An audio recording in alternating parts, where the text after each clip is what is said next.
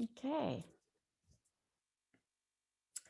So I'm inviting you to maybe take a moment to gaze down or close your eyes, whichever you prefer. And take a moment to sense your body, the way it is sitting or leaning or laying down or standing. Notice your breath.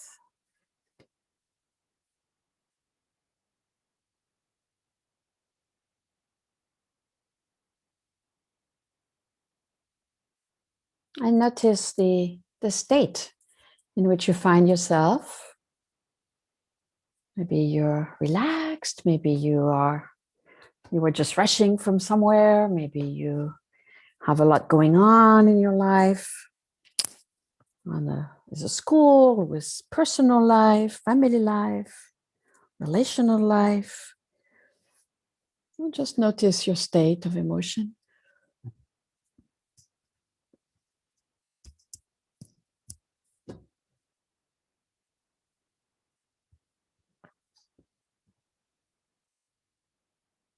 And notice the earth under you, supporting your weight, supporting your life.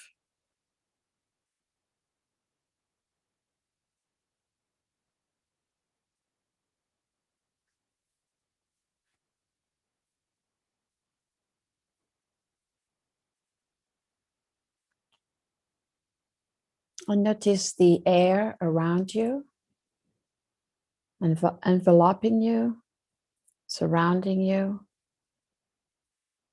coming in and out your body at each breath, giving you vitality and life.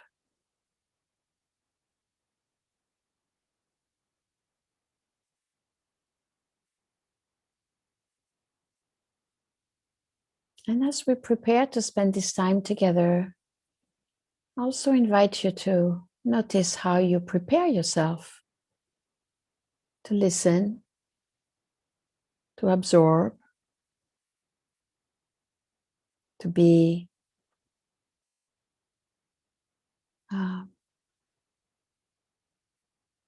invited into a transmission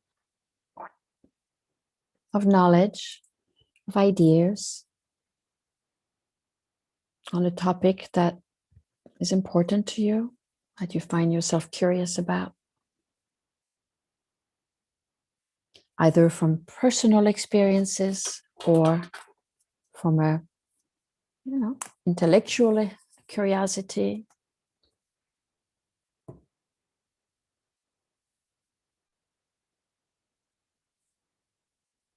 So how do you prepare yourself inside? How do you create this receptivity, this attentiveness, this restful place where things can land?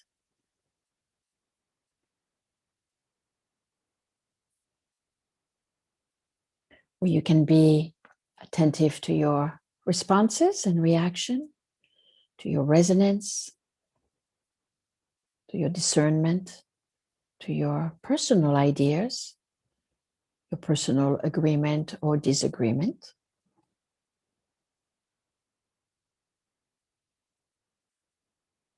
A place where you have openness and full agency at the same time.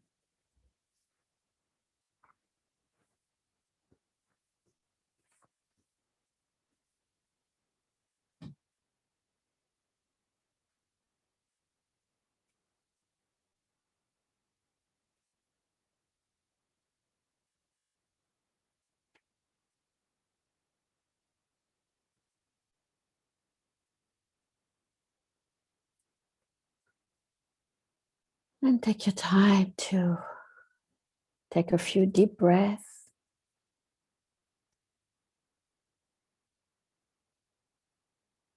And gently bring your attention back to this gathering.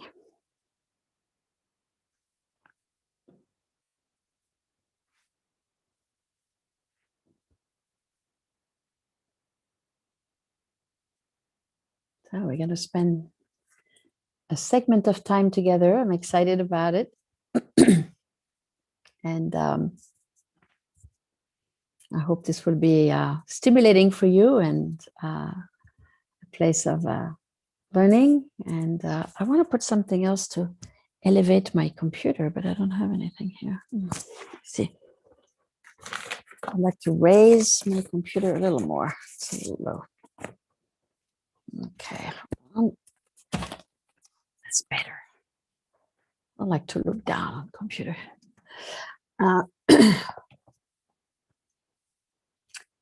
So there are some topics that the team and I decided would be great to talk about. So I'm going to do that. I'm going to talk about that.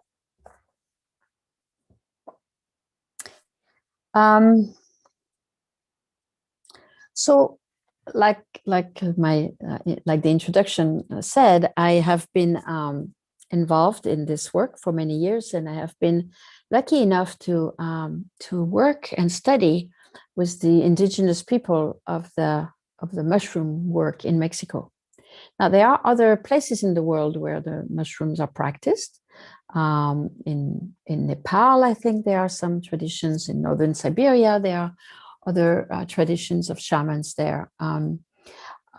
So Mexico is not the exclusive and lonely place where that happens, but it's definitely one where this thread of mushroom practice, the way we have it here in this culture now, comes from. So I'm going to show you a couple of pictures that are here in my office. Hold on, I'm going to bring the frames to show you. Hold on.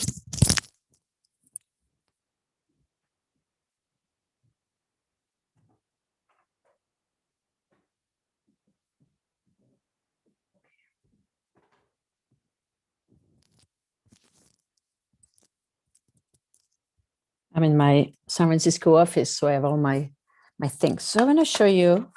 Okay, so you probably know this picture, right? You see, okay? So that's Maria Sabina. Maria Sabina was a wonderful and poorly recognized woman in Mexico who started this work. And I'm going to show you now my teacher.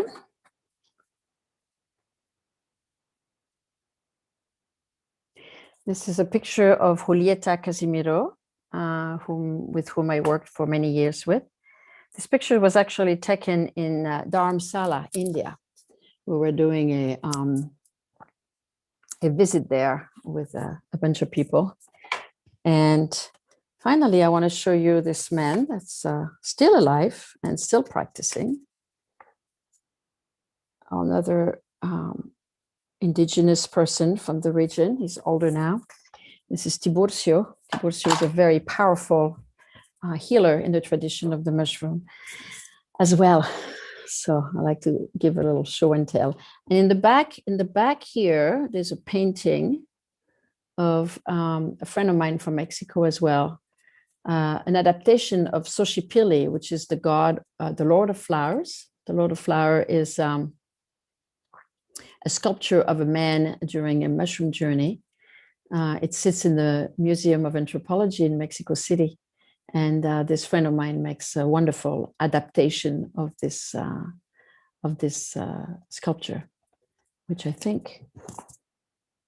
have down there. I'm not going to show you all my things in my office. It's going to be too long. But anyway, I thought that would be nice to start by some images.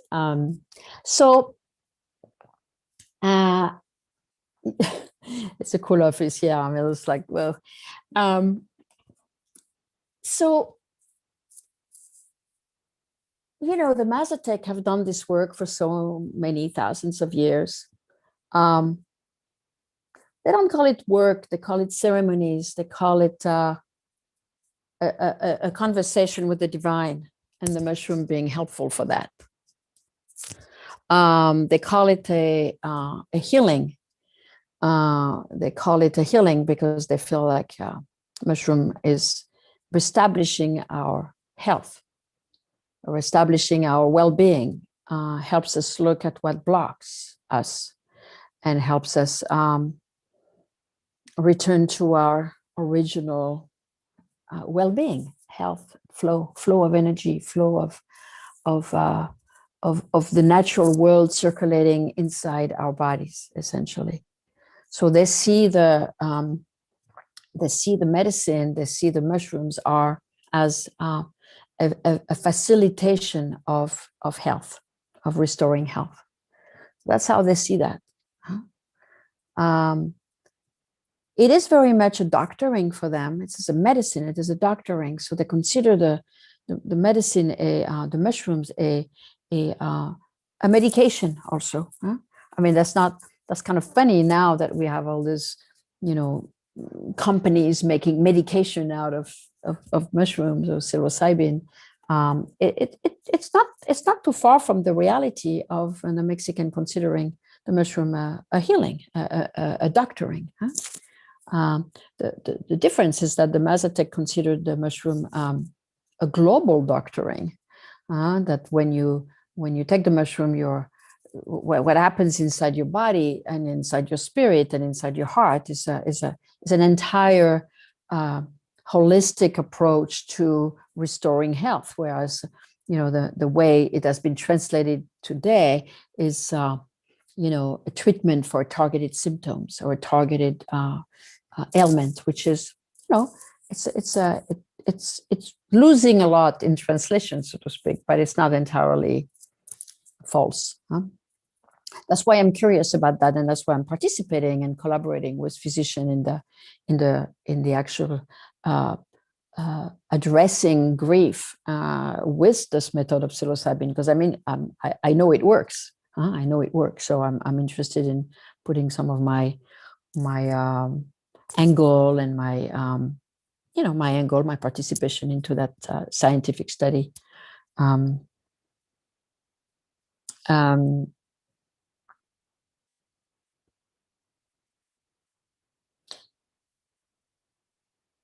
So I'd like to go a little more into the medicine aspect, and a lot of people call doing mushroom medicine work. Medicine work. So what are we trying to heal really?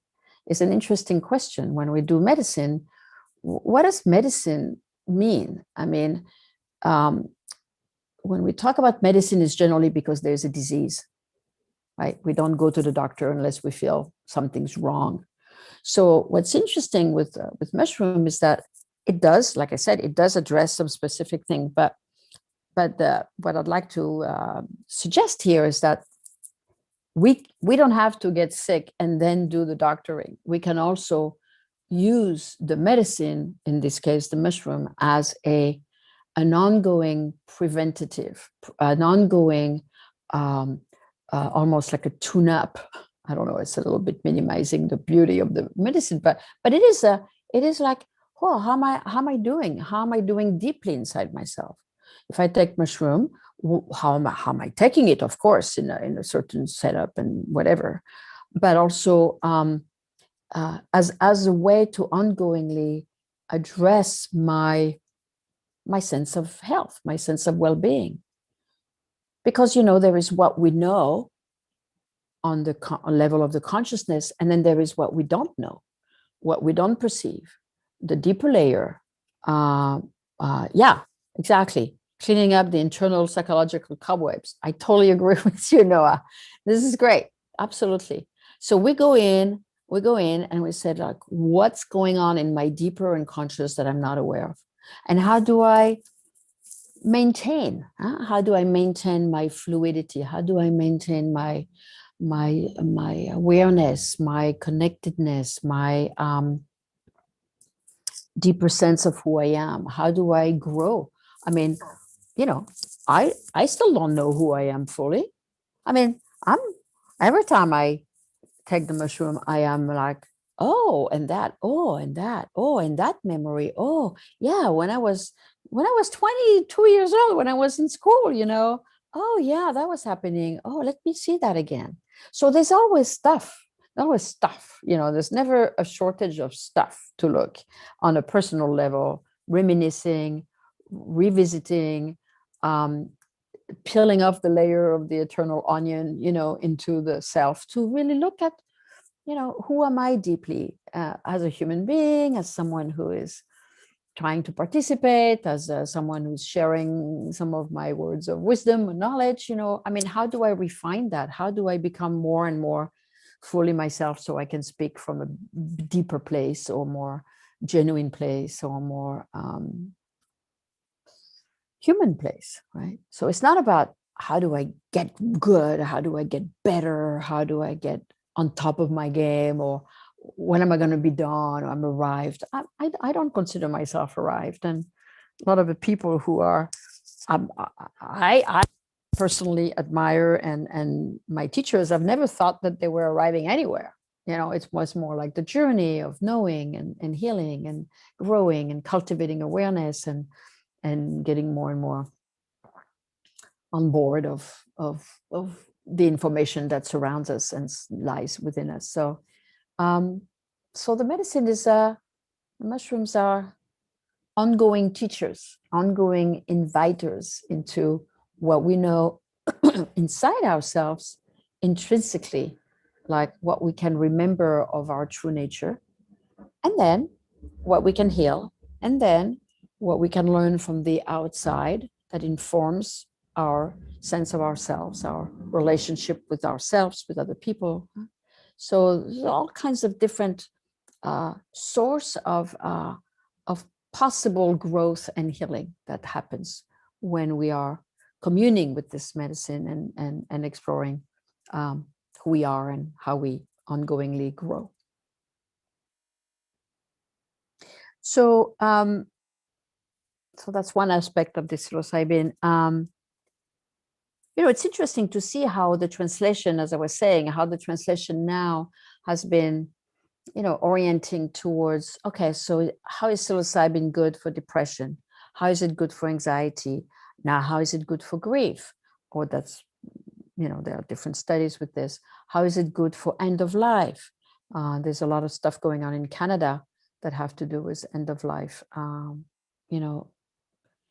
situation. It can be anxiety, it can be spiritual opening, it can be different things. So I don't want to put it into an anxiety or depression, but end of life situation, right? Young or old people who are dying, are facing a certain state. And in Canada now, they have exemptions where people actually are allowed to be given mushrooms to, I guess, prepare for dying. So there's that. So this application of what mushrooms or psilocybin can do, and I'm saying I'm going to use mushroom psilocybin sort of interchangeably, because in some studies it's clearly only psilocybin, synthetic psilocybin, and then there is the mushroom, which is what's given in Canada, I think, or possibly. I mean, it can be given synthesis or synthetic or natural. And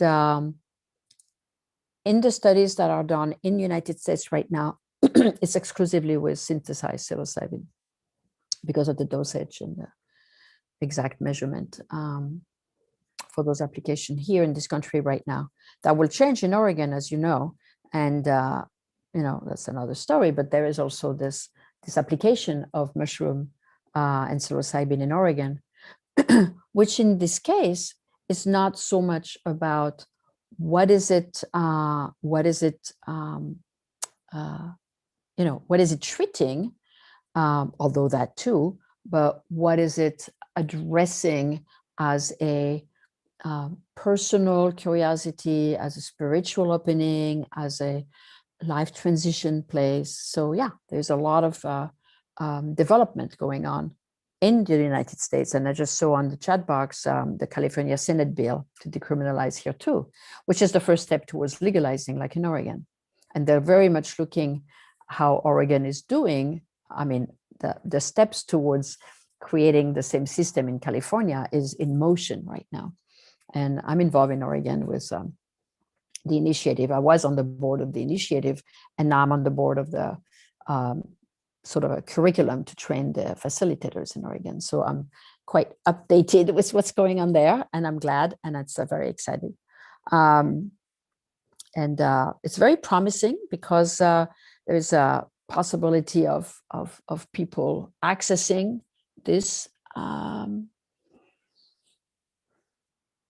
this mushroom. I don't want to call it anything. This mushroom, people can have access to it in a way that is, as a context, as a training, as a skilled facilitator, can be interesting and can be securing and potent. So that's great, right? That's great that it's actually becoming possible. That's the thing. And as the conversation of in the law, in the decree, in the legalization, in the exemption in Canada, as it becomes more and more absorbed into the social context and the acceptance and the curiosity of people and of you guys and everybody, this is going to become more and more part of life. This is going to be part of, what people can do. Now, this is a powerful material, and certainly there's a certain caution to have, certain dosage to respect, or one has to do some kind of a careful evaluation of the health.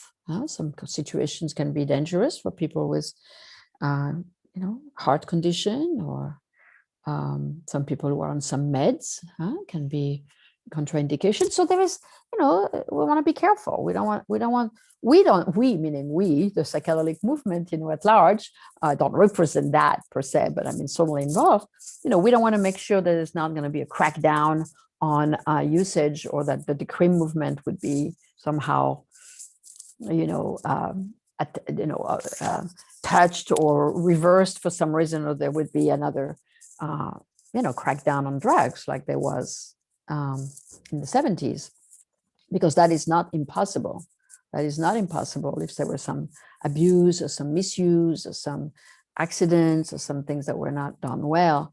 That there's always a risk. There's always a risk with everything, but with substances like this, that can be really challenging. I mean, I've heard and sometimes seen experiences myself that were very challenging, and I was sure glad there was some skilled people around, or I was around for some of them, or some.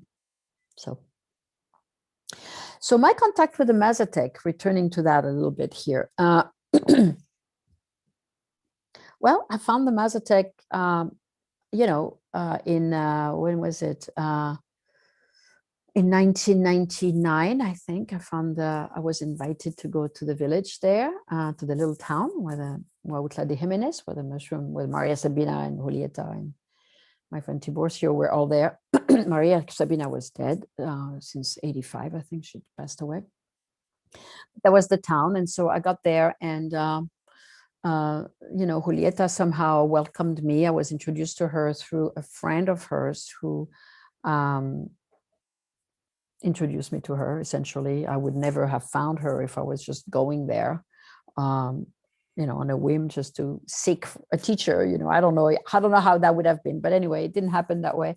And I was introduced to her, and she agreed to journey with me, or have me journey under her care. And that was really meaningful for me. I had been doing some work already with my other teacher, Pablo Sanchez, who was a Mexican and Native American person living in Oakland here. And he had guided me in this work, and he had taught me, and I was working a lot by his side for almost 10 years. So I knew his work very well. And it was a bit of a different model, but it was very, very potent and therapeutic. And so when I met Julieta, I had already done a lot of, being with him and working under his wings, and helping him in his work, and working with clients with him. So by the time I went to Otla, I had a lot of experience already, both as a journeyer, but also as a guide. And then I worked with her more deeply into her method and her approach and her her wisdom and her indigenous ways. Pablo was very much a Mexican indigenous Native American person. So there was a lot of that how could I say, that identity and that passing on of a certain way of orientation towards spirit, towards nature, towards community, a certain sense of tribal knowledge that he was very much embodying. So it's not like it had been foreign to my foundational awareness of medicine work, for sure. But then when I went into Mexico, it was an entire immersion into the land, which is, I had a dream not that long ago that told me, the message was, to learn about mushroom, you have to be on that land. It's not how much mushroom or how many journey you're going to take, but it's really about stepping on that mountain and really hearing what this land speaks about. And I know for me, it was my understanding. I'm not saying everybody has to show up there on a tourist bus and trample the mountains, but for me, it was really the reason why I felt I understood some of that tradition is because of the land, more than about how many journeys I did there. So being with the Mesotec is a real immersion into a way of seeing, a way of understanding life, a way of relating, a way of praying, a way of what seems important, as a relationship with nature and as a relationship with a cultural richness that is, infused with all kinds of rituals all the time. We lost a lot of the value of ritual in our industrialized world, but most indigenous people, and I don't want to generalize, but most indigenous tribes have a wonderful relationship with rituals and what sanctions life in different times of human evolution, right? From being a young person to getting married, to a rite of passage, to how do we do this here? How do we not do this? We do this in certain ways, but indigenous people have a way to sanctify life and really celebrate life with spirit, being part of the celebration. Spirit and the land is always part of celebration. And so I learned that a lot with them. I learned about relating to the land, to that land, but also, to the land on which I live, essentially. My relationship with a land is a lot more, has evolved a lot more since I worked with them, or been instructed by them. And then there is this, the relationship with spirit. So, it's very together.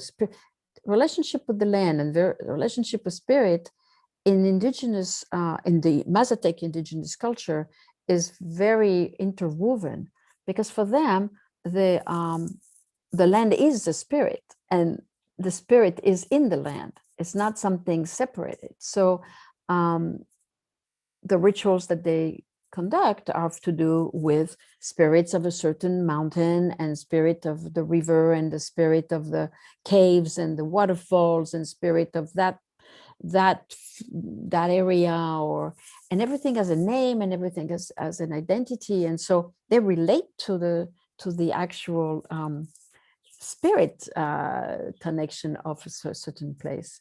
And they offer the cocoa beans, or they offer tobacco, or they offer flowers, or they offer candles, or they offer, they offer things to spirits. This is the relationship that they establish with the spiritual world. Is very tangible. It's not just, a kind of a disembodied, non-concrete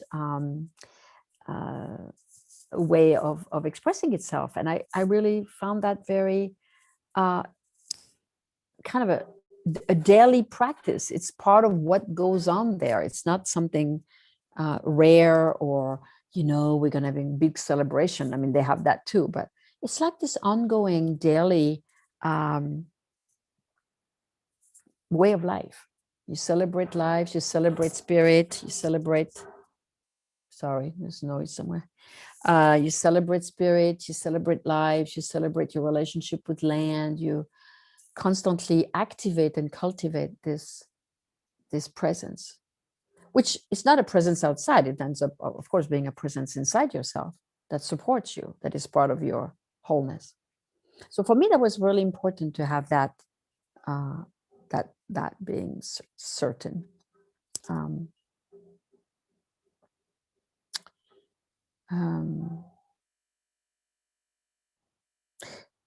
So then when I was looking at all this, I was looking at how they were dealing with different aspects of their life. And like I said, especially their relationship with, what does that mean to be spiritual for Mesotec? I mean, yeah, they do the mushroom and they go into the ceremony room and they pray and they ingest mushroom and they sing and they, they talk about what comes on or what happens, but there is all their other spiritual embodied dimension in their life, right? It's not just in the ceremony room that they become spiritual. And then their relationship with the land is, in their spiritual tradition and in their everyday life tradition. And then they have the people. So there's the guide and there is the family of the guides and the grandkids of the guides coming into the journey room. But, they go to school and they have the saging or the copal, the smoke every day. So that everything is together. There's not a lot of separation between everyday life, spiritual life, land life, relational life, family life. Everything is kind of happening in a very normalized way. I mean, sure, when they go into the ceremony room and they start a mushroom ceremony, this is a very big matter and it's a very big deal, and they don't take that very lightly at all. People have to prepare, people have to meditate on it, people have to go in there with a question, people have to, there's a lot to say about the ceremony itself, and I can certainly go into that if you wish. But part of their everyday life is a life of sacredness, and it's a life of but it's a sacredness that's very casual, I should say. It's so woven into everything that it becomes kind of normal to live with it, which is very refreshing for us who tend to separate what is sacred from what is not sacred. I like this kind of coming together.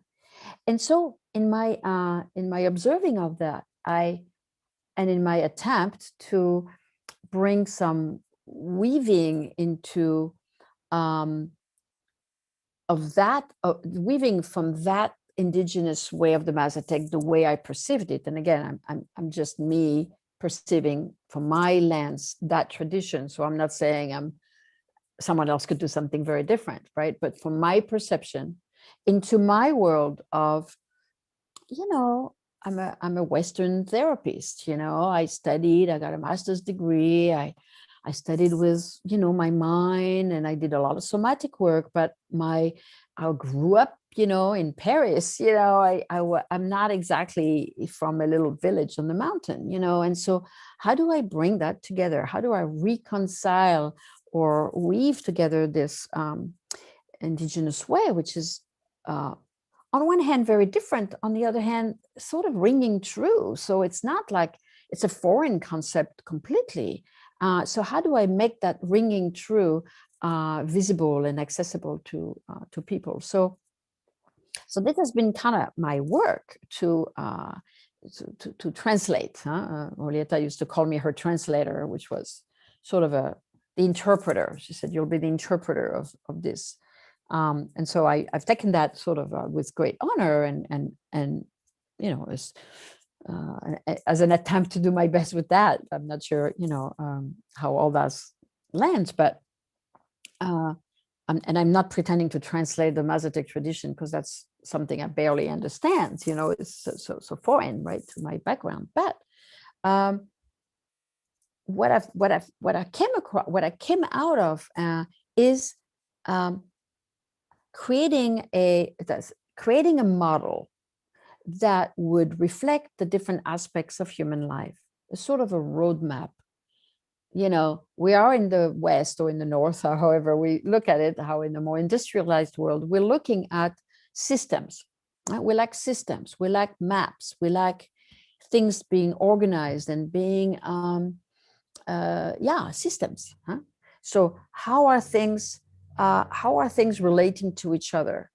How are things in not segmented, but what are the different parts of a system? And how are they relating to each other? That's system theory. So I like this map. So I decided to lean on the body, mind, spirit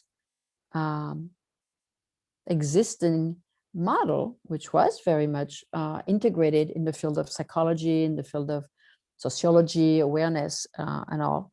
And to add to that, the aspects of community and environment, coming from the indigenous world, coming from that intelligence of the relationship with the land being essential to our wholeness as human beings.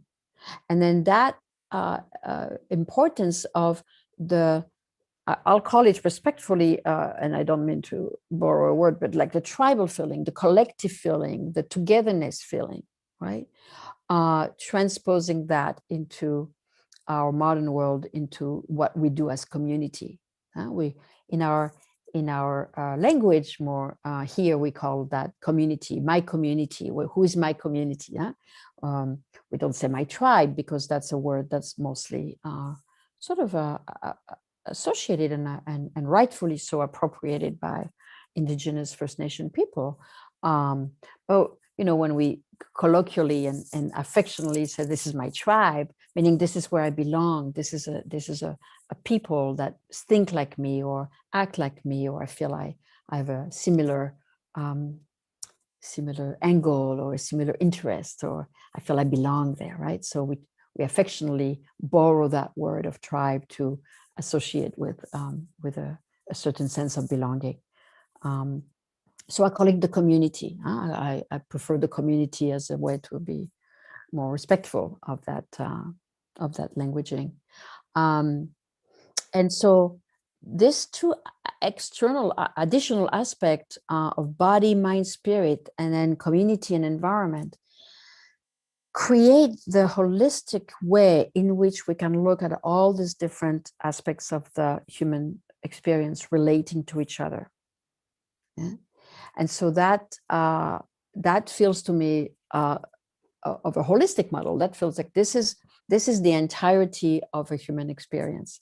And the Mesotecs are very big into what's complete.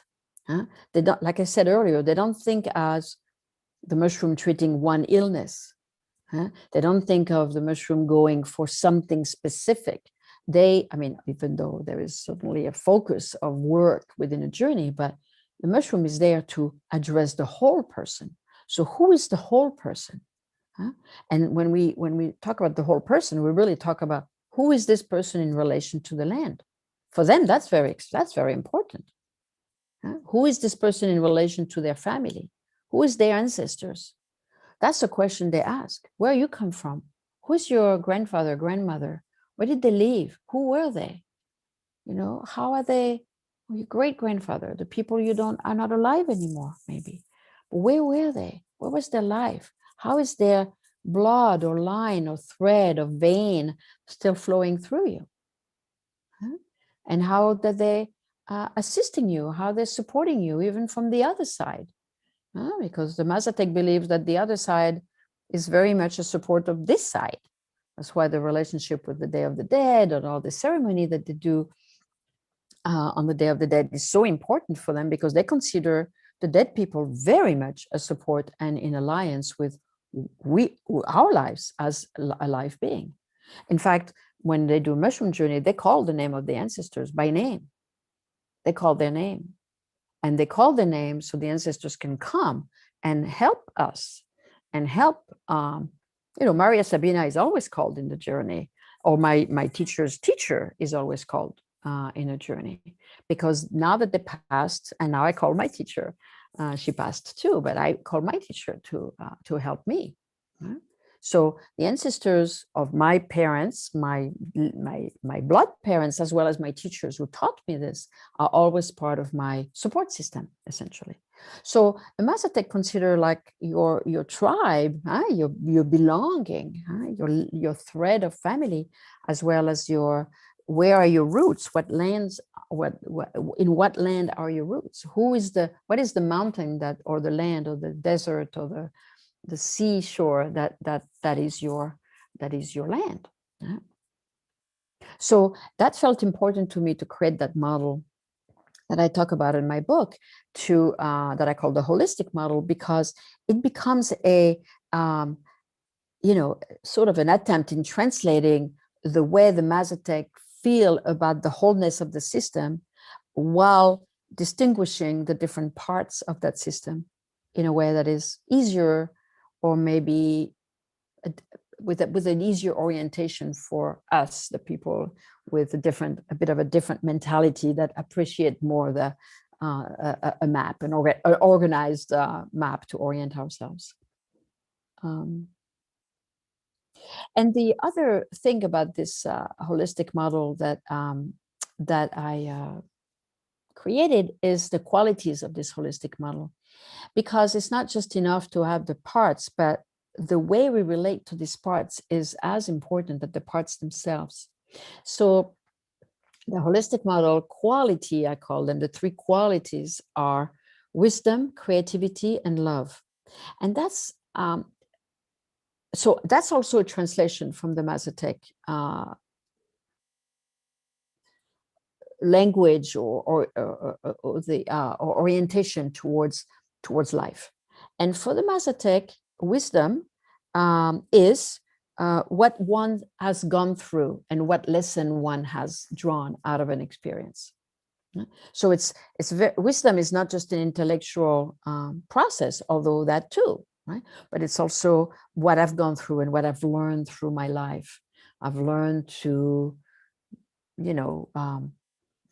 pay attention to my health. I've gotten sick eating the wrong thing. I learned to take care of my food, or I've learned to talk better with my friend, because otherwise I create a disharmony in our relationship. And I've learned that. I've been going through difficult challenges, and so now I don't want to do that anymore. So I've learned that, right? So that's wisdom for you.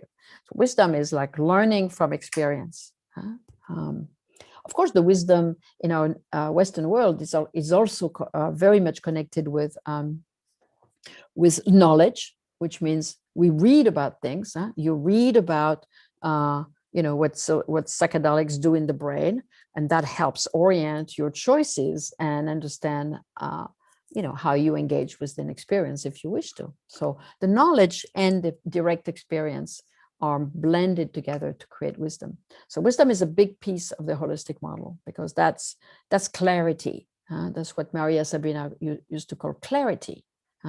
She had a prayer that she called that it's a matter of clarity. So clarity is about wisdom. It's about knowing, discerning, gauging, observing, distinguishing, all that. And then there is creativity. So creativity is a very big piece of the model, because it's what guides our choices. Every choice we make is a creative act. The way we dress, what we eat, who we talk to, the field of study we choose, the friends we choose, the place to live, everything is a matter of creativity, it's a matter of choice.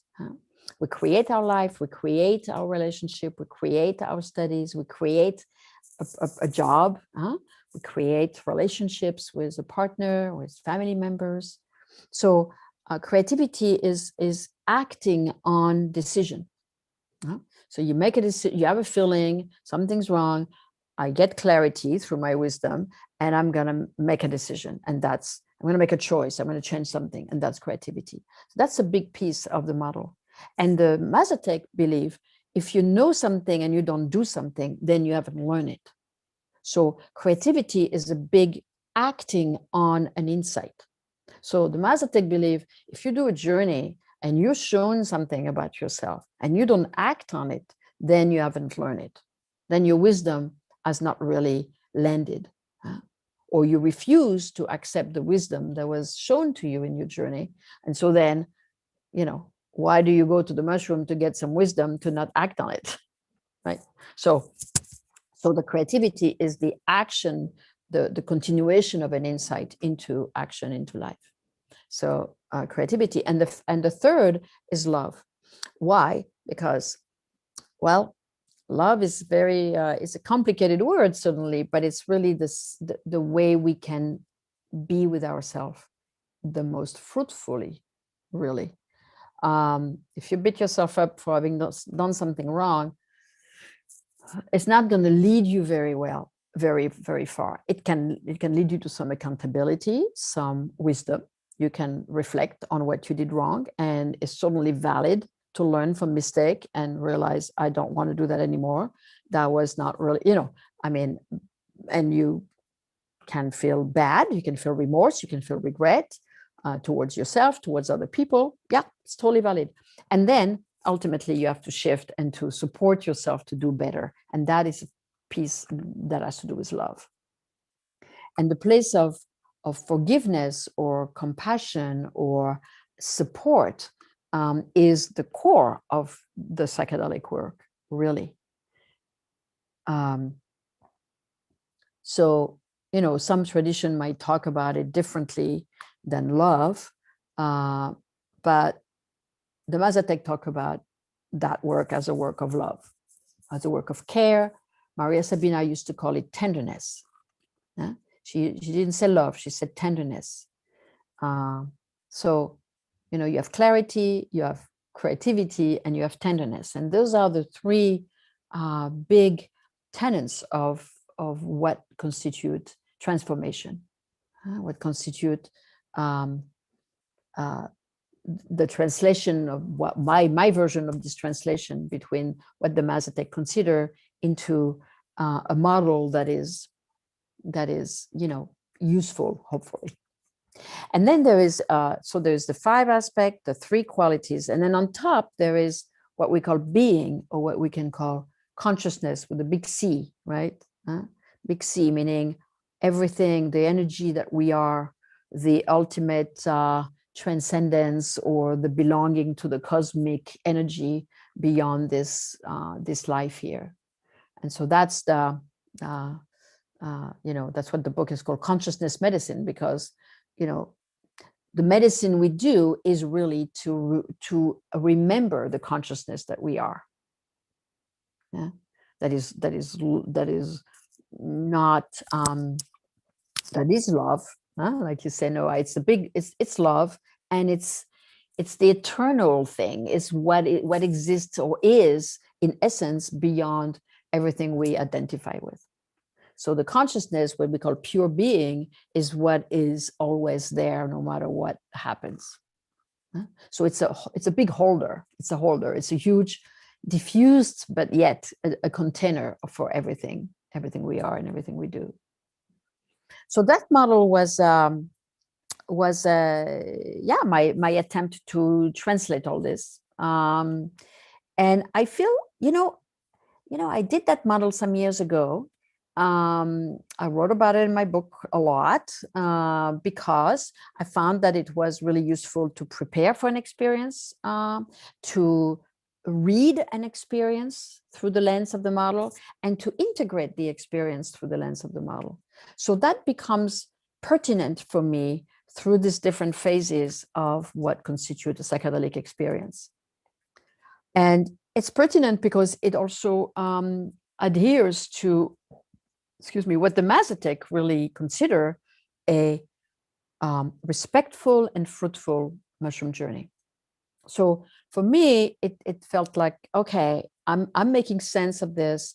I'm trying to make it concrete almost, or to materialize it, not exclusively, but to put words on a process that is true to what the Mesotec believe, at the same time that is easy to organize and understand for a mind that is not raised in that context.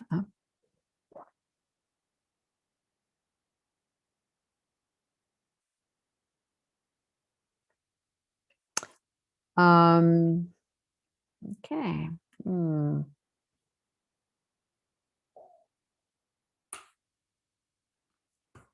So I'm looking at my note. That's why you see me looking down on my little note here. And something that was mentioned was my perspective on indigenous psychedelic healing traditions in our modern world. I'm asked that question a lot because how can we respect an indigenous tradition in a modern adaptation of it, or an extracted way of taking a sacred medicine and synthesizing it and peeling it off its land and its tradition and its songs and its prayers and its respected self or whatever, and then bringing it in the pill somewhere that's going to be monetized for thousands of dollars or millions of dollars for that matter. And how is that working? Well, I don't know. I don't think it's working. I mean, I think it's valid to look at including psychedelics for treating or helping people with a great deal of suffering. I think it's totally valid. It's totally, totally valid. If we can do that, and if we can make it accessible to people, I say yes. If that's going to be on the back of, people who basically are, very poor in the mountain, who have held this tradition for thousands of years, who never asked for anything. And now their medicine is being extracted and it's being monetized and it's being commodified. And now it's on the stock market and they don't see anything. They don't see support. They don't see a penny. They don't see reciprocity. They don't even see people who need their healing getting it, really. So, it's a big discussion. It's a big, I am not happy with I'm not happy with the way it's going. I recognize I cannot stop, the big pharma from monetizing on it. This is the grade of capitalist country in which we live. I believe in giving indigenous people their voice. And I'm doing that the best I can. I mean, if you go on my website, you can listen to an interview I did with Eugenia, with Easy from Maps recently. And that was a really great way to, bring her and in her own voice to describe what she wanted to describe. We're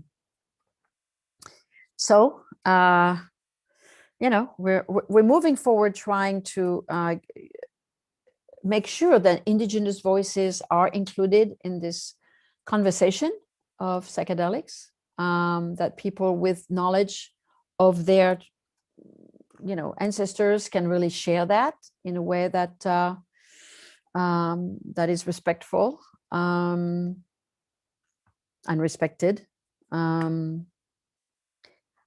I see Javier, you asking, what do indigenous people think about the modern world? So on one hand, they're happy to see that their healing modality is touching the world. They're happy to see that it is accepted, that it is broadcasted, that it is helpful. Okay, so they're happy with that. They believe in it. They've done this, they believe in their medicine. And they say, bueno, I'm glad this is going out. I'm glad this is helping people. It should help people. It shouldn't be illegal. It shouldn't be said it's a drug. So they're happy that way. They're really happy. What they are, not quite aware of yet. I don't think they're so isolated, and I don't know how much they are conscious of of the way it has been monetized and the way it has been extracted. I'm talking to them, but it's very, they don't have a sense of the magnitude of what's taking place on the psilocybin world. I don't think they're that informed, even though I'm talking about it. I'm not trying to protect them or hide from them or, not tell them.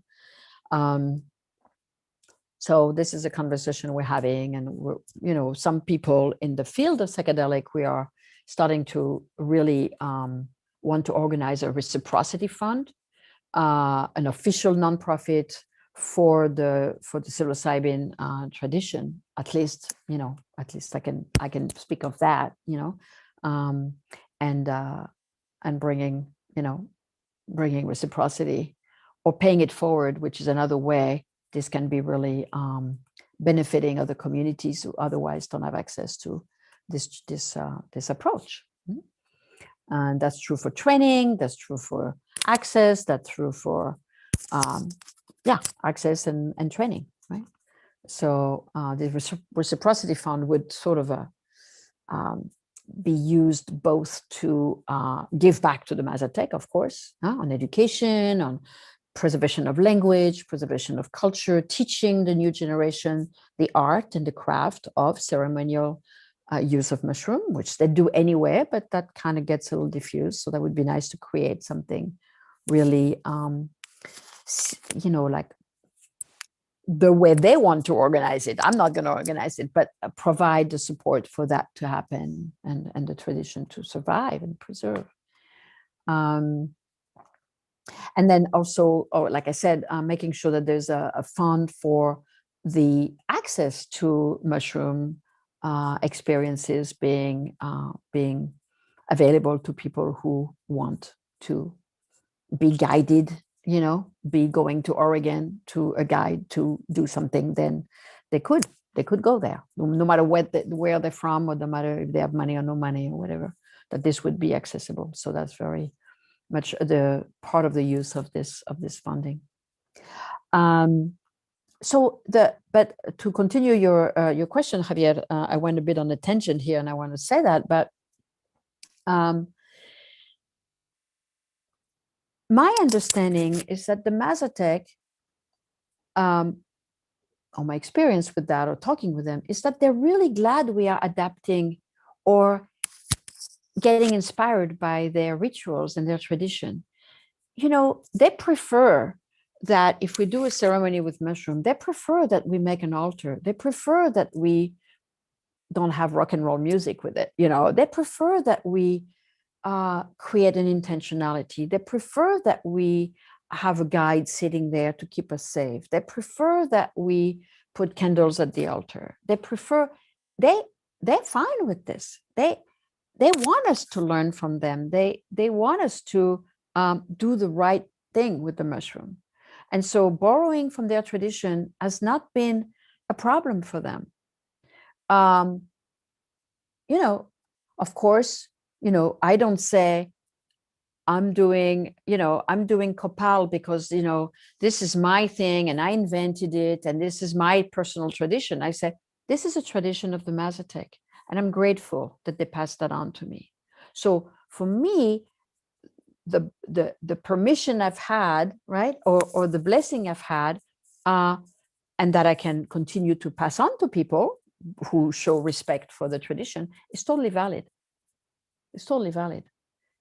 Offering cocoa bean to a tree because you want to pay respect to the land, they're totally good with that. They don't feel that they own that and this is my practice and I don't want anybody to do this because it belongs to me. Mesotecs are not like this. They are generous.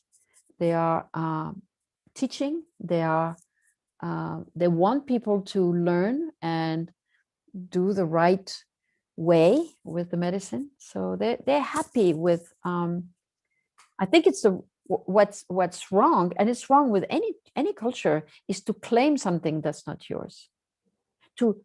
I don't claim that my ritual with Copal is something I how could I say, something I invented, or if I have some cocoa beans, or if I have some things that I do that I learned from them, I know where it's coming from, and I know that I'm grateful to them. I know my link on the spirit level. Or I've learned something from other teachers. I've learned something from Pablo. I've learned something from my Lakota friends. I know my teachers. I know who I learned from. And it's not only my Indigenous teachers, for that matter. I've learned things from other teachers. And this is the value of lineage, right? So who is your lineage? Who do you learn from? And they can be, your teacher at Berkeley. It's your lineage, right? So yeah. I'm looking at the little questions while I'm talking here.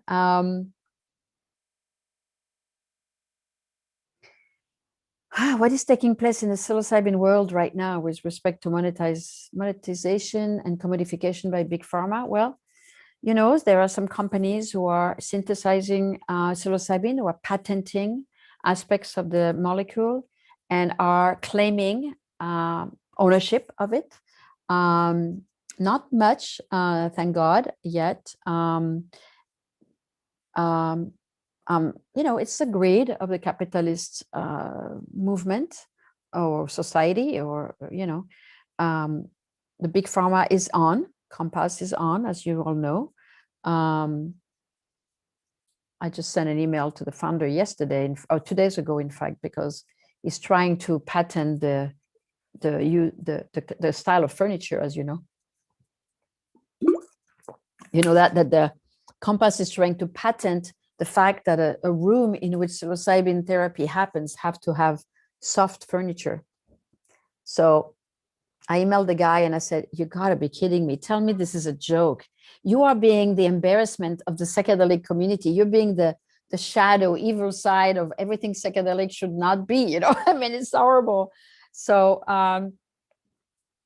it's really exactly right. I mean, I roll my eyes too. It's like, so what?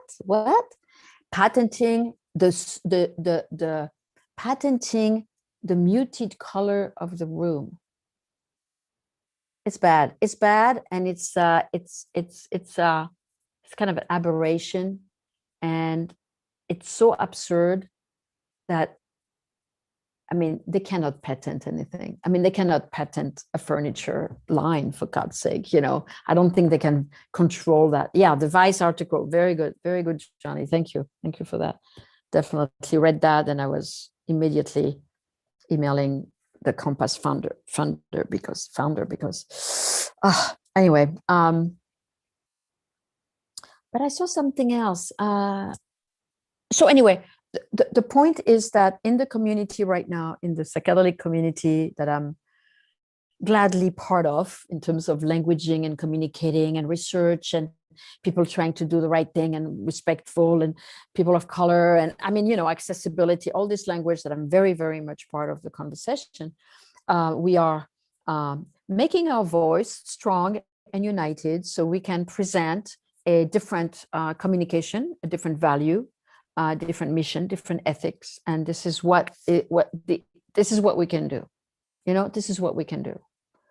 This is the best we can do, and we were going to keep doing that because, the pharma will be the pharma, and hopefully all the decree movement and the legalization movement will counterbalance the monopolization of big pharma. Right? So if people have access to medicine on their own, or somewhere that they can go and have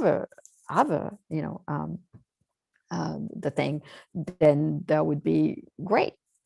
That would be great. That would definitely, that's the point. We want to be able to cut the grass from under their feet of the big pharma and have the medicine be accessible to all. So big pharma doesn't have so much, what are they going to do? Sell their pill to who when people can go and get mushroom on their own? I'm looking at the question here.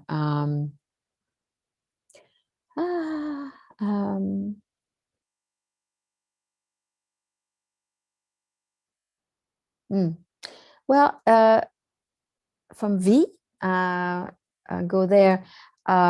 Question from Pamela. Question from Pamela. Well, the step ceremony is a long story, so I don't know if I want to go blow by blow, but they follow protocol that the ceremony is always done at night in a room in the dark with an altar, lying down, eyes closed, with a guide who is singing,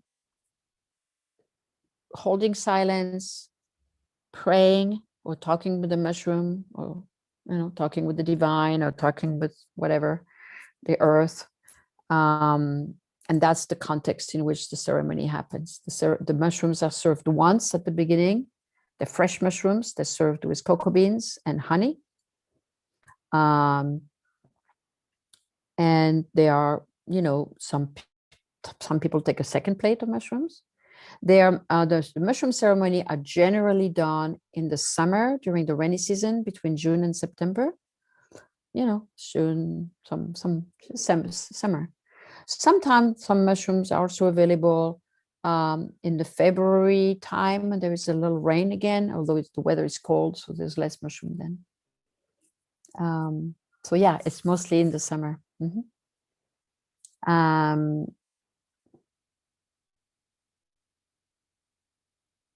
Oh yeah. Well, the dude with the horn hat. Oh yeah, the shaman of the riots. That was really something. There will always be people who want to show off and steal, not just borrow, but actually steal and ridicule some other traditions and mix things together and create a smorgasbord of wannabe looking earthy and shamanistic. I don't know. I don't know the guy. I don't know what happened to him. What led him to want to do something to look like that. What is he trying to embody? I don't know. I'm certainly baffled by the guy. I would never put a horn on my head unless I was a shaman from Siberia, or I was allowed by an African dancer to do that for a specific dance. I mean, I just posted something on my Instagram 2 days ago, because Julieta and I were carrying a sculpture of the Guadalupe up the sacred mountain, and she asked me to wear the huipil, the traditional outfit of the Mesotec. And I remember when I first went there, I was really curious about that outfit. And but in all the 20 years of my time with her, I wore it 3 times, because it's such a powerful, sacred, traditional, embodiment of the tradition, that it would never have come to me to actually wear that as a costume or something. But she allowed me to wear it that one day, and I posted that picture of her and I in our outfit coming up the sacred mountain, because it felt important. She wanted me to wear it. I didn't even ask. She said, "You wear the huipil because we're going on the sacred mountain with the Guadalupe, and I want you to wear it." And it's a day I remember because of the honoring that it was for me to be asked that. I would never have asked and asked permission, but she wanted me to. So I think that there is a way to wait until being given the permission to borrow something.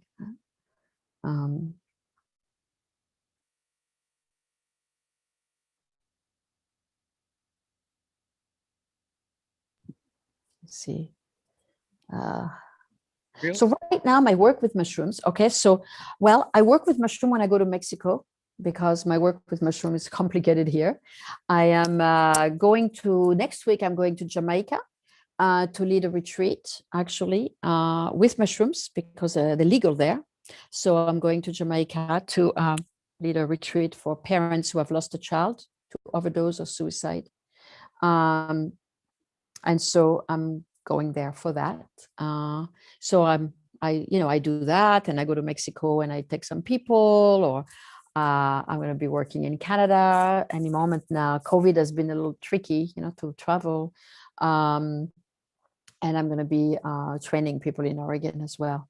So there's going to be a lot of experiential happening in Canada, in Oregon, and like that. Okay. Real quick, if Yeah. we're first of all, thank you so much for going through the chat questions. But Uh-huh.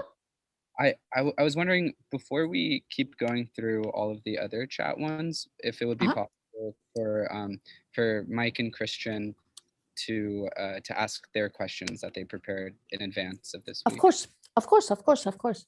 Okay, sweet. So Mike or Christian, whichever one of you would like to go first. Okay. Hello. I want to say thank you for sharing all this information with me. It was very insightful. Mm-hmm. But for the first question, I have, you explained that like one of the facets of the 5 aspects of your holistic model was the environment. Mm-hmm. I was wondering how you sort of go about integrating an environment into a society that we live in now where practices like this are so foreign and so sort of out of place. How could we create an environment in this sort of society like that? Mm-hmm. Yeah. Well, what we call environment, what I call environment in this context is both where we live. What is the environment where we live? What does that mean to us to be surrounded, like at my office here with all my stuff, or my home or my bedroom or whatever? What does that mean to create a place for your body and your soul to be? How important is that environment, right? How important is that? And then as far as the environment as far as nature, I think that, the thing is, we are all of this earth. So no matter where you plug yourself on the earth, you're actually connected with the overall matrix. You can be in Mexico, you can be in Africa, you can be in Thailand, you can be in Alaska. You're still connected with the matrix of the earth as an organism, right? So different facets of the earth, but the environment is more about what is your connection with the natural world? What is your connection with the elementals, right? With water, with fire, with earth, with air. What is your connection with animals, with other beings like you sharing this earth? So what is your relationship with the plant world? How do you sit by a tree? How do you cultivate your sense of belonging to this earth? So when I talk about environment, that's kind of what I'm going with. Okay. Well, continuing from that, you in the article you wrote, Expanded States of Consciousness for Healing and Growth, you mentioned that during a state of expanded consciousness, you can sort of experience what you were just talking about, this sort of spiritual bypassing. Mm-hmm. How can this bypassing sort of allow an individual experiencing this expanded state? How can it allow this person to sort of work through the difficulties of said experience and like heal themselves? So spiritual bypassing is when we sort of jump over our problems to get into a zone that is really great, that is really like, I'm floating, I'm the cosmos, I don't have any problem. So that is an experience that is valid. It's not necessarily I don't want to put a negative spin on it, right? If it's an experience that is restoring or inspiring or resourcing, because someone's life is really challenging and really painful, there's a lot of trauma, going into a spiritual bypass is actually a very good idea, or it's a very good strengthening of the spirit, right? And sometimes we need a strengthened spirit in order to deal with the challenge of a human life and the suffering or the trauma or the abuse or the pain, right? Or situation culturally or what. So spiritual bypass can be an important resourcing step or facet of our evolution. Someone who systematically jumps over as a inability to deal with the pain. So then after a while, I mean, if it happens once, twice, we can look at it as an angle of of strengthening and creating a strong spiritual foundation and strength. But if the person cannot deal with the suffering or the trauma, then something else should happen. Then some more therapy should happen, and some more narrative should happen, some more storytelling should happen, or the dosage should be lower for the person to actually not be able to go into spiritual bypassing. Spiritual bypassing requires a high dose of mushroom to obtain. Generally, if you don't take too much, you're going to be with what is in your body, in your psyche. You're not going to be flying over it. It's going to be more like here and now, what is present for me. And if you have the intention of exploring difficulty or woundedness, and if someone helps you, if you have a guide who helps you, then you can actually, face and address the pain that you're trying to avoid before. Thank you. On a sort of other topic, you were speaking on how like business is sort of straying away from the ethics, it has sort of strayed into unethical practices in this field. Do you think that like in regards to the creation of a business, this sort of holistic model you were explaining could be implemented so that an individual could, in a sense, create a more reciprocative and more honest business model? Yes, absolutely. And that's a lot of what I'm doing right now. I'm consulting with a lot of business, actually. Some of them are not aligned. And when I find they're not really value aligned, I don't pursue. But a lot of people are wanting to do the right thing. They just don't know. There's a willingness to create something good, but they don't have a clue, so they're kind of leaning on people like me, for example, and others who have experience or years into these practices, or different indigenous backgrounds and different ideas or different values, ethics, and they're trying. Okay, what do we do? How do we create something that's more balanced? I mean, what do you think? I mean, so we end up. I mean, so I have an organization who is starting to mobilize the teaching that I've been sharing into actually a training ground, a therapy training ground. And so we are consulting, or the organization is consulting various companies, that are developing methods of treatment. So they have ethics that's more inclusive, more accessibility. They have more inclusiveness of various communities into their staff, into their treatment, into their patient load, into the population they're going to help. Yeah, so there's a lot of that awareness that's being shared right now, and it's nice to create a culture where people are wanting to receive those suggestions, and they want to do well. Again, some of them, it's more like a lip service, so we're not really interested, but some of them are really wanting to do well. And so then we are fully in collaboration with them, which is great. Okay, one last question. You wrote this article called Returning Home, the Art of Integration. And in that you said, generally in this society, in this culture, we are taught that we are to be like consumers of experience, like consume our experiences. And I was wondering how sort of this holistic model and everything is like applied to sort of separates itself from a consumption of experience into a sort of more engagement of experiences along the lines of that. Thank you. That's a great question. Well, you're right. I had this article. I liked it now that you mentioned. Okay, so this article was trying to say essentially, we have powerful experiences with psilocybin, for example, from mushrooms. And so what? Okay, so we have a great experience. We touch things, we see things, we feel things, we become one with things, we work through pains or, difficult. I mean, everything is totally, totally, totally great. And then we go back to life. And so then what do we do with that?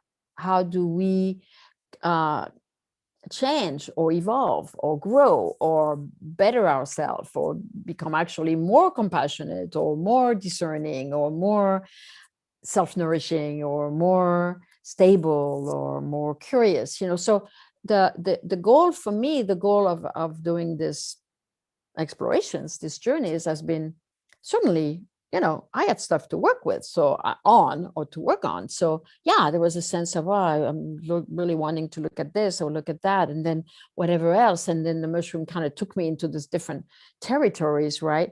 But every time I was giving marching orders. I was like, yeah, you want to be, like you want to be a healer. Well, then this and this and this. You can't be a healer unless you take care of yourself, unless you walk on the land, unless you, get some silence in your life, unless you speak your truth, unless you, in integrity with yourself. I had a lot of messages, right? To, like be guided, right? So then the mushroom becomes a voice inside myself, or the voice of my own conscious, to then guide me. And so then the integration process, the returning from an experience is about, what am I going to do with all this message? How am I going to really apply myself to apply this transformation? So my life is a transforming, evolving thing, rather than I have a journey and then I go back to my old self. The Mesotec, talk about the journey as a transformation. So Eugenia talks about, this is a process of transformation. So what happens is you are transformed, and so who is that person that is transformed on the next level up of your expansion of yourself?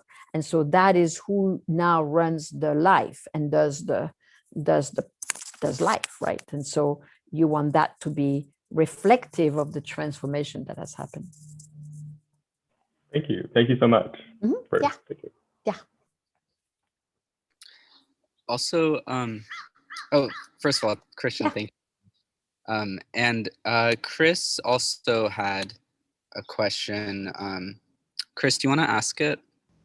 Yeah, sure. I was just wondering what advice you have for college students to incorporate ritual more into our lives, or for like a psychedelic journey we're preparing for. Because I feel like a lot of the time we're really busy and we don't create like a space or a set of or a ritual for our spiritual life. Mm-hmm. Yeah, well, I would say, the most important thing is I know you guys are very busy, and so I'm sure you don't have a lot of like empty time, but it would be good to find time to do the 5-minute meditation we did, right? To find the time to really like center yourself before any substance you want to take, like center yourself. Why do you do this? Can you take 5 minutes and write a few intentions on a paper, So writing intentions, centering, watching your diet, don't drink and do cannabis before a psychedelic experience, to create a space of clarity, of really being like in clear receptivity of what comes up from within. So yeah, diet, like cannabis, alcohol diet is a good thing to have a few days before, a few days after, to really prepare intentionally the space, and creating some quietness, making sure you have a room that's not disturbed, and then your personal internal place is the most important. I mean, in the book I talk about going to walk on the land, get yourself barefoot and go in the park, and just get alliance with the land. Also get your groundedness into the land itself, create mindfulness, good diet, a ritual, maybe also to put a bowl of water on your whatever little table. Maybe you put some flowers, maybe you put an image of someone special in your life, or you as a child that you want to remember and grow, or a teacher, someone you admire, or a book you've read that's important for you, that feels very resonant with who you are as a teaching. So you have a little, what we call an altar. I don't know if it's an altar, but it's a little table with things and objects, and then you sit at your altar, you put your medicine there, and you eat whatever you eat, you ingest whatever you ingest, and then you Make sure your room is quiet and you meditate and you know, have someone to keep you safe, either in the room or in the room next door, so you can, I don't know, reach out. You want safety. You want to be able to lean into your own inner self, right? So.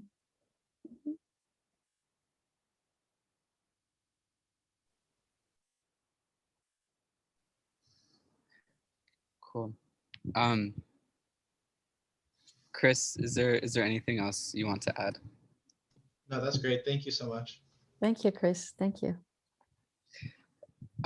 So I know that there are a bunch of questions in the chat right now. So just to, I think the last one that we left off was a question from Kimberly about a friend currently watching the YouTube stream saying, like, how do you do your work with mushrooms still being a Schedule I drug?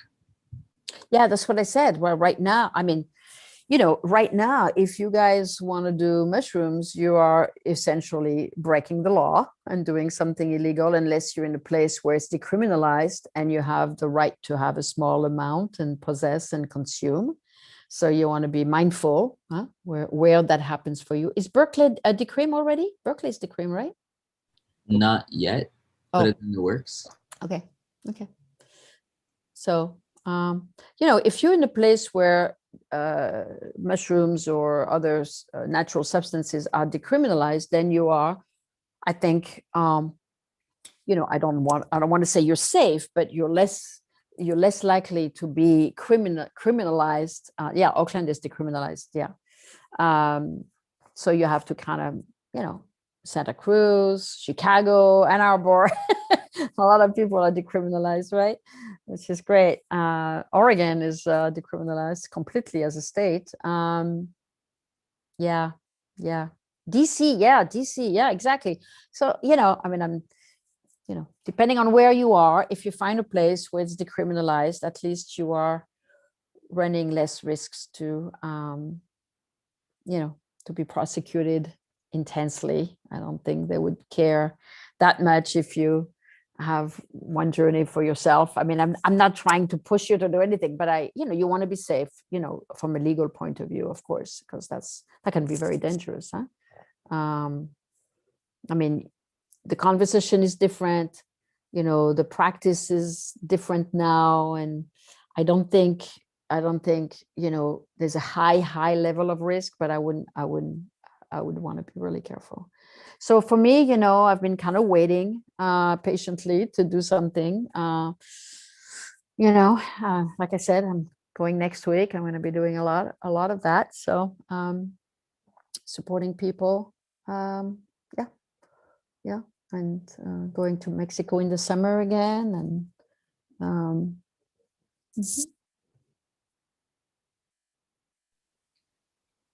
Cool. Thank you. yeah.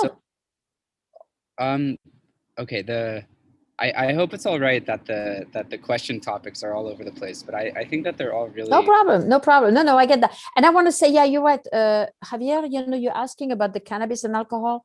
Yeah, it's just because, you know, the mushrooms are considered a sacred element, and you want to be having a territory that is very perceptive and clear, so you can listen better, and the teachings or the visions or whatever will come in the journey will keep unfolding for the next couple of days after. That's why it's recommended to have a clear welcoming place and a clear absorption place after. It's really to amplify and maximize the benefit, the fruitfulness of the journey.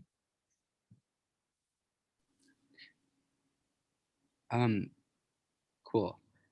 So there is. Sorry, I'm just scrolling through all these questions. There's one from John from 20 minutes ago. Okay.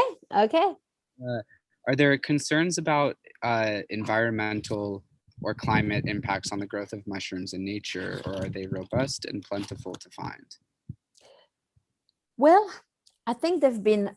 I think in Mexico there's been a bit of over harvesting. I heard, this is what I heard from them there. They said there's a lot of over harvesting. So it's a little bit like the peyote, except the difference is that mushroom grow much faster than peyote, you know. So to replenish mushroom is faster than cacti, right? You know, the weather has changed there a lot. And I've heard that they say it has affected the abundance of the medicine on the land. In fact, I was just talking to a friend just a minute ago here next door, who is very connected with the people in Huautla, because I took him there some years ago and he continued his connection, and he was saying that they would really like to cultivate the mushrooms. And so what I was suggesting is to teach them how to create some mycelial bodies. And once they would have mycelial bodies, they could then put that on the land, because the land is fine. They have the perfect environment to grow, but we might have to help them with that. So there's a way they can collect some spores at the time of the harvest and create mycelial bodies. You know, I don't know. We can help them with that first technology, and then by sterilizing some rice cake and then inoculating. I mean, everybody knows how to grow mushroom, and so that. But then once we have the mycelial cakes, we could actually spread them on the land, and that would be really great for them to, to have access to a more abundant natural environment for their mushrooms. So, BRF, yeah, that too. So like that. But yeah, it has been a little bit affected. The land has been suffering from climate change for sure.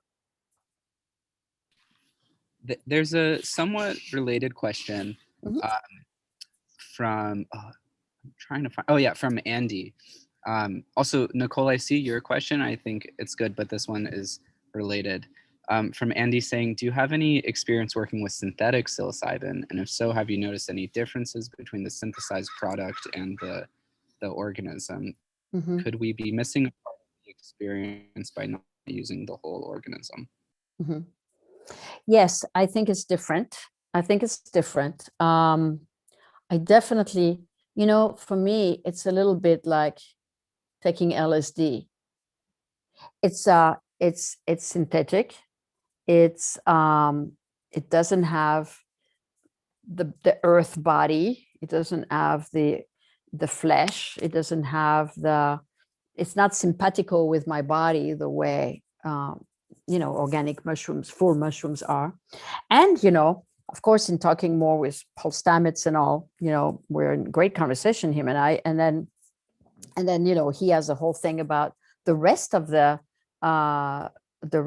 molecules, like they're all how do you call them, someone help me, what surrounds the psilocybin in the mushroom. There's other aspects of the mushroom that is so important for how the brain is actually assimilating, or the body, and the psilocin. No, what there's psilocin, psilocybin becomes psilocin in the system, but then there's another biotin or something. There's other someone can do a search and let me know. What are the other? Yes. This exactly, Chris. Yeah, Bacostin. So this other aspects of the mushrooms are really important for the way the psilocin is being absorbed into the body, and that creates a different experience, or an experience with different facets, a different ripple effect in the brain. And apparently, when we're taking fresh mushroom, the brain is actually stabilizing the process better than if it's just psilocybin. It's a very interesting phenomenon, and that's why I'm really fascinated by the Canadian doing this entourage effect. Thank you, John. That's the word I wanted to do. So I'm excited about what they do in Canada, because then there will be mushrooms or psilocybin, depending on what people can do and cannot do, depending on their health. and where they are, of course, in this place in their end of their life. But I think it's really important to give people full mushrooms as the last psilocybin, or possibly the only psychedelic experience of their life. I would vote for that. From Nicole, we have a question. What would you suggest to someone graduating on how to get involved? Do you think your master's in somatic psychology has really helped you?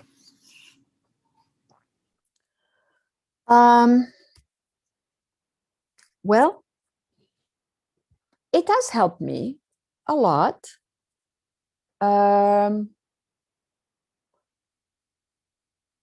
You know, if I was, you know, my organization is essentially a school. So, I mean, I'm not trying to do a plug for my school, but if you would want to become a psychedelic guide,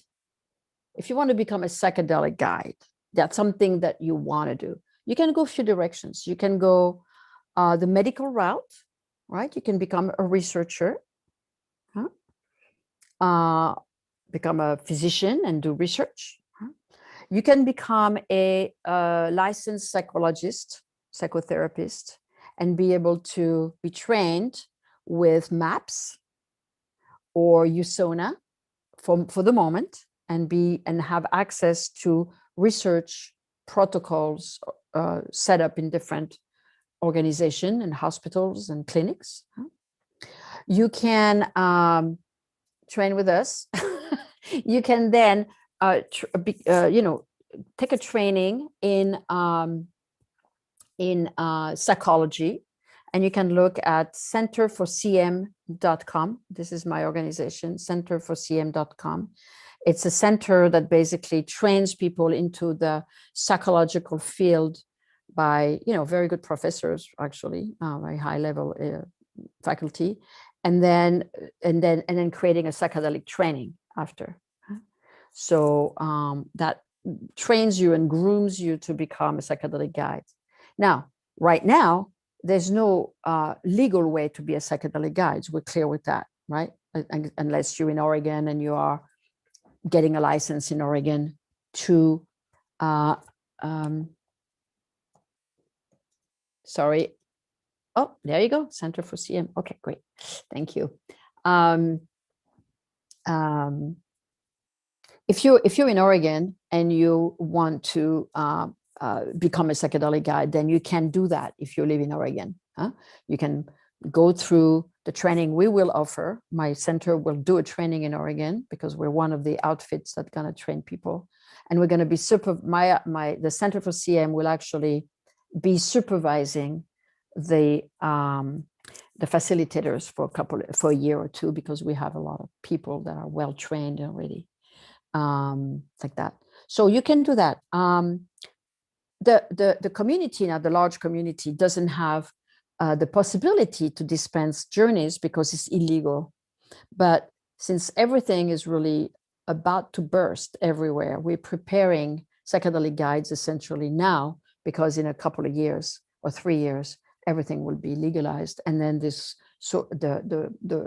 different formats of access, like in Oregon, will be available in California, and people will seek trained guides for their experiences, because it will be more skilled, possibly safer, and just a better job, the working through difficult trauma and things. We need someone who is educated, right? So that's exactly what we're doing. We're doing a psychedelic training.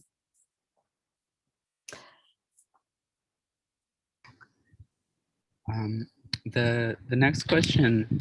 Oh, Nicole, thank you for asking. The question I see in the chat from David. Can you speak more on what you know about the overharvesting of peyote? I'm a junior planning on doing my senior thesis on this topic. Well, I'm not really specialized. I mean, I'm not specialized at all on peyote. I know about it because it's a conversation that goes on in the psychedelic community. That peyote is very over harvested. There is a different movement. There is some people preserving land in the southwest River Styx Foundation, that place, River Styx Foundation, Styx with a Y, as River Styx. Yeah, River Styx Foundation is headed by Cody Swift, really wonderful person in Santa Cruz, and he is involved in preserving land for the cultivation and growth of peyote, managed by the native people. So it's not for him to have a cultivation; it's for offering the land and preserving land. I know that this is a very important matter for the. So that would be a very good connection for you to get more information about specifically that topic and that concern. Yeah.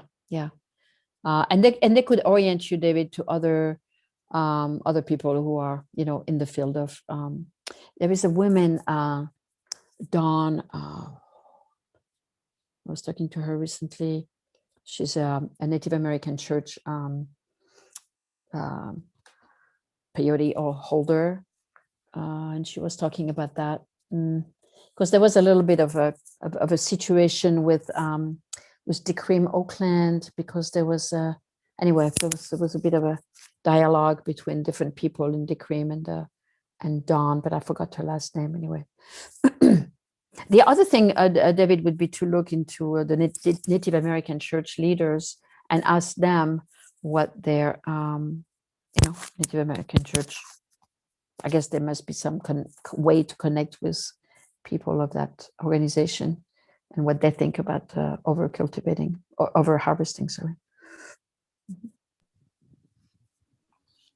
And the last question from the chat, because we're in the last 5 minutes and I want time to wrap up, is from John saying, are there safeguards to prevent abusive situations or unscrupulous guides? Yeah. Well, you want to be talking to people they've worked with. So if you find a guide and they say, oh yeah, I can guide you, I know how to do this, you can ask, well, can I talk to someone who's worked with you just to see how the method works and how, this is totally legit to do that. And someone can, that guide would then talk to someone they worked with and say, would you be willing to talk to, like in my case, I've taken people to Mexico, and then another person says, well, I don't know. I mean, how is it to go to Mexico? And I said, well, why don't you talk to that person, and you can see an opinion, it's not for me to sell anything, but talk to them. And here is my offering, my itinerary, what's happening in a trip. And then, yeah, the North Star Ethic Pledge is good. I signed that pledge. I talked for them. I wrote something for them. I'm totally on that board. I'm not on the board of them, but I'm on board with what they do. So it's very important to have referrals. Who is backing up the guide that you want to work with. It's important. It's important. If you go to the Berkeley Psychedelic Society or something like this, and then you hear of someone, or you ask and someone tells you of someone, then you could explore. You could say, oh, okay, so you sit for people. Okay, well, I'm interested, but I don't know. Would that be okay if I would talk with one of your people you've worked with? I mean, if it's someone good, they would be okay asking that person and having you have a dialogue. That's totally okay. So make sure you have that, because it's hard, it's hard to know how good the person is. I mean, there's a lot of good people out there. I'm sure possibly the majority are willing to help and be of assistance, but you want to be secure.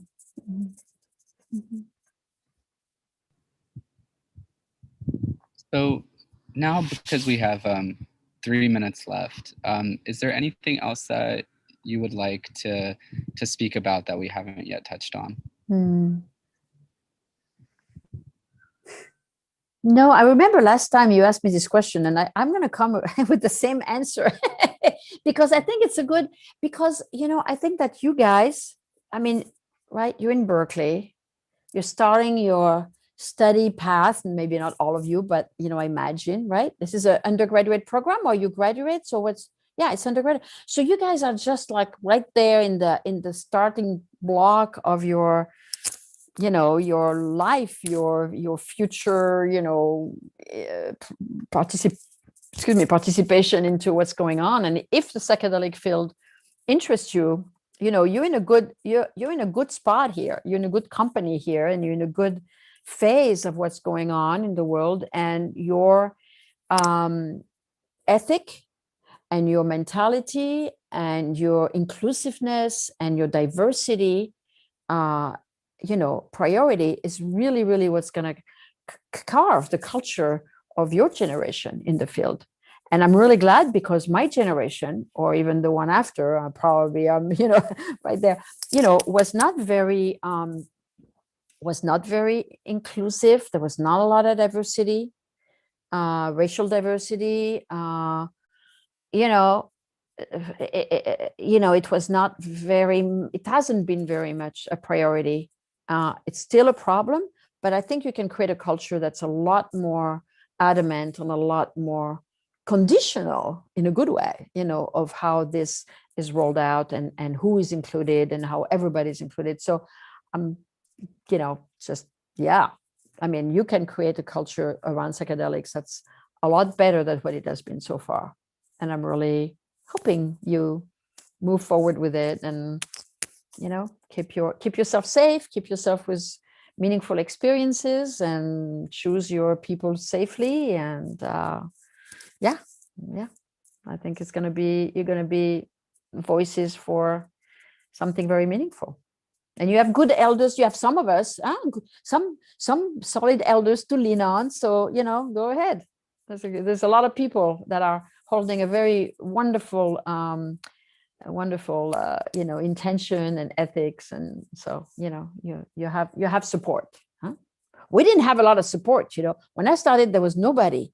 There was I worked with Ralph Metzner for 30 years, so I was Ralph, but and Julieta, of course. There was not a lot of diversity in the field, and so you guys I have a lot of researchers now. You have a lot of people who are eager to share what they know, and that's a very good thing. A lot of diversity of voices. Well, Françoise, I just want to say a huge thank you again. It's an incredible privilege to be able to hear you speak. Wow, thank you.